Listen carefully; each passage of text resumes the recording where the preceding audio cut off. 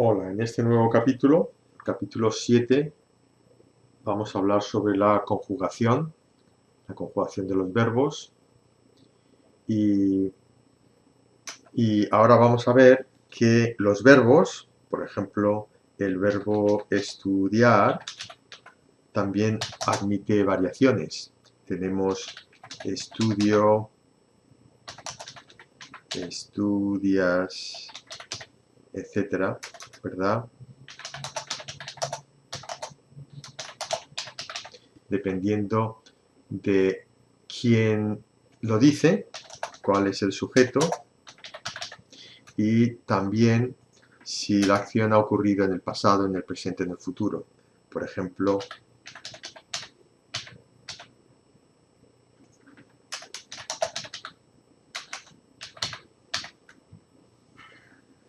en el presente y en el pasado las palabras cambian y nos damos cuenta de que la raíz es siempre la misma. La raíz es siempre la misma. Lo que cambia es el final para decirnos si nos referimos a yo o si nos referimos a tú o si nos referimos al presente o al pasado. Y la palabra conjugar significa poner todas las formas de un verbo. Por ejemplo, si decimos conjugar el verbo estudiar en el presente, pues yo escribiría yo estudio, tú estudias, él estudia, nosotros estudiamos, ellos estudian y vosotros estudian en España, la forma vosotros. Así que conjugar el verbo estudiar en el presente es simplemente decir esto. En inglés,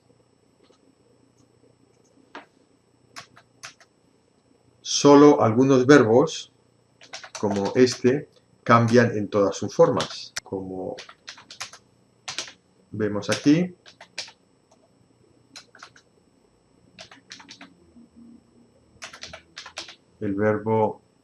este verbo en inglés cambia todas sus formas para yo, tú, él, nosotros, ellos. Tenemos estas 5 formas y hay mucha variabilidad. En español esa variabilidad no la vamos a encontrar con todos los verbos. Todos los verbos van a cambiar dependiendo de si es yo, tú, él, nosotros o ellos. Y tenemos que analizar los verbos dependiendo de sus clases. Hay 3 clases de verbos. Y tenemos que saber que todos los verbos se agrupan en familias, todos los verbos tienen un representante que se llama infinitivo. En inglés el infinitivo de los verbos va siempre precedido de la palabra tú. Así que este es el infinitivo, este es el infinitivo de otra palabra, etc. En español el infinitivo siempre termina en ar, er o ir. Por ejemplo, cantar, beber o vivir. Vemos que los infinitivos siempre terminan en ar, er o ir. Así que los podemos agrupar en familias, en 3 familias. Los verbos terminados en ar, verbos terminados en er y verbos terminados en ir. La siguiente cosa importante que tenemos que aprender es que en inglés el sujeto se pone al principio, ¿verdad? El sujeto se pone al principio. En español, el sujeto se pone al final. Lo vemos aquí. Yo estudio, este es el el marcador de que esto es yo. Tú estudias, este es el marcador de que es tú.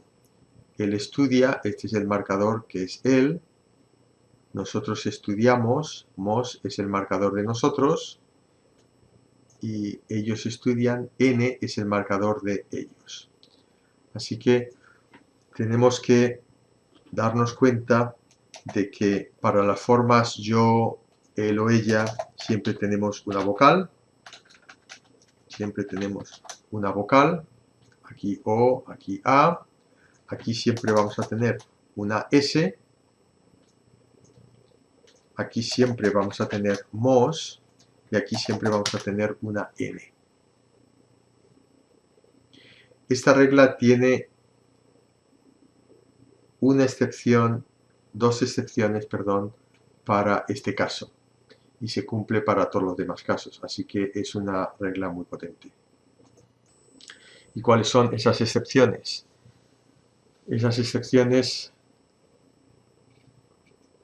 son el caso de es, que significa is, porque es correspondería a él es, ¿verdad? Él es, tendríamos que tenerlos aquí. Sin embargo, la expresión él es tiene una S al final, pero es él, es él. Y la otra son los pasados, como tú estudiaste, que termina en una vocal, sin embargo, es la forma tú. Los pronombres personales en español son yo, tú, él, ella, nosotros y ellos. Y en España se utiliza la forma vosotros para you guys. Y el español tiene la forma usted para diferenciarla de él, ella. Es la forma de respeto de él, ella. Pero la tendencia es utilizar tú para referirse a una persona con la que estás hablando. Y como en el español se pone la terminación para indicar quién habla, no es necesario decir los pronombres. Así que no es necesario decir yo estoy contento, simplemente puedes decir estoy contento. No es necesario decir tú estás contento, simplemente puedes decir estás contento, etc. ¿Cuándo se utilizan los pronombres? Cuando quieres hacer énfasis en quién hace la acción. Si no está claro quién está contento, tú vas a decir tú estás contento, no yo, etc. Debemos tener presente también que el español tiene verbos regulares y verbos irregulares igual que en inglés. Por ejemplo,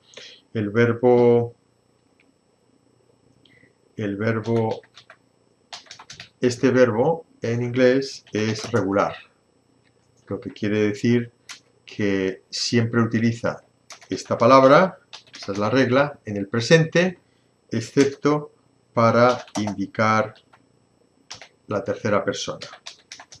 Y ponemos una S al final. Así que el verbo admirar es regular en el presente, bueno, es regular en todas las formas, pero es regular en el presente porque sigue esta regla de que se pone la palabra admire para todas las personas, excepto para la tercera persona del singular que añade una S. En español tenemos la misma idea y tenemos que los verbos regulares son aquellos en los que, por ejemplo, admirar, yo puedo quitar la raíz, esta sería la raíz, y yo puedo poner aquí los sufijos, y los sufijos vienen de una tabla, y si se corresponden siempre con la tabla original, entonces ese verbo es regular. Admiro, admiras, admiro, admiras, admira, admiramos, admira. Como este verbo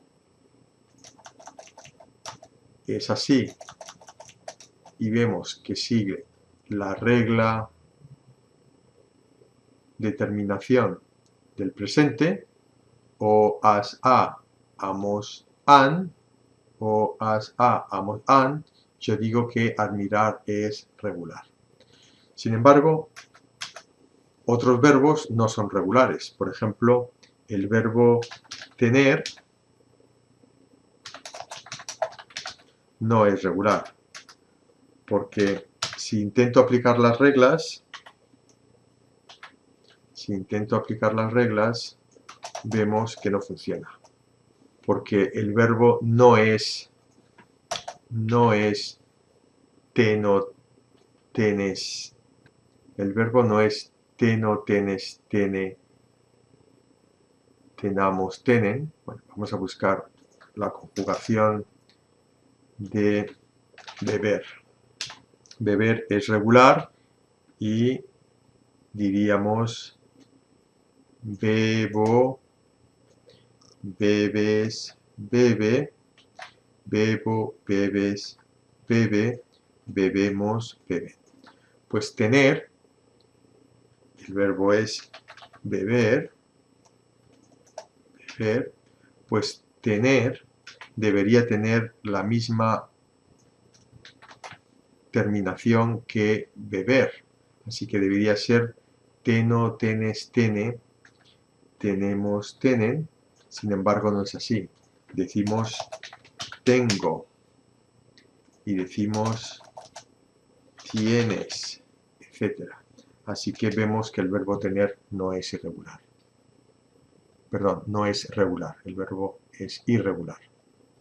Y para empezar a familiarizarnos con los verbos irregulares, porque son también los verbos más frecuentes, deberíamos aprender el verbo ser y el verbo estar, que los dos significan lo mismo en inglés. Ser es para situaciones permanentes y estar es para situaciones no permanentes, es decir, temporales. Y aquí tenemos el caso, yo estoy contento, es temporal, por eso digo estoy. Yo soy del Perú, es mi identidad, es permanente, digo yo soy del Perú, es permanente. Y excepciones a la regla, pues son los verbos, son los casos de hambre, sed, calor, frío, sueño o número de años, edad.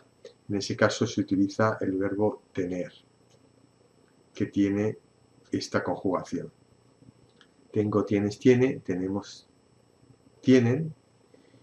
Y cuando hacemos referencia a algo, al tiempo, a la temperatura, entonces tenemos que utilizar un cuarto verbo que es hacer.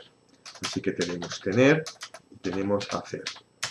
Así que para decir yo tengo frío utilizo tener, pero para decir que hace frío fuera, que la temperatura es baja, digo hacer frío. Y el verbo hacer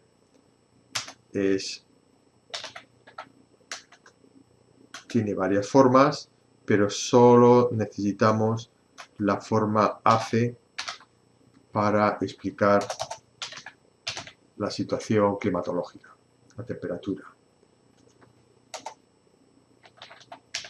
Y esto es todo para el capítulo 7 sobre la conjugación